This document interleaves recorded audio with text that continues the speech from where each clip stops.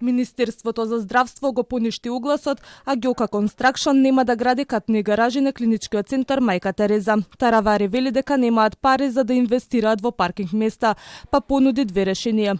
Со паркингот на клинички центар менаџираат градски паркинзи.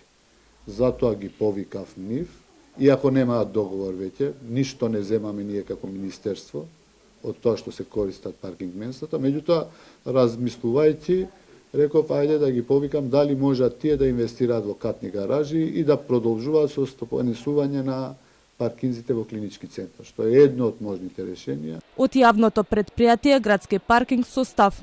Се уште немаме добиено официјална покана од Министерот за здравство за состанок на кој ќе ги договориме деталите. Јавното предпријатие Градски паркинг е подготвено да соработува со цел подобрување на услугите на клиничкиот центар.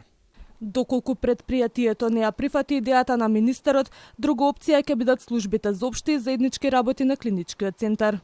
Ќе се видам со директорот од заеднички служби, тоа ќе остане како последна опција. Ако не може никој, тогаш заеднички служби, барем да имаме приход таму и евентуално да се постават одредени, како да речам, рампи или одредени механизми што треба, апарати кои што требаат за да функционира паркингот.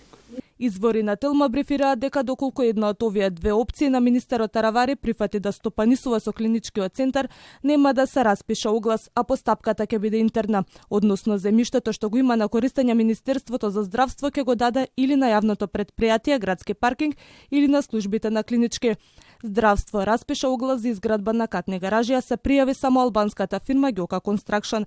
Фирмата партнер требаше да го добие паркингот на 20 години.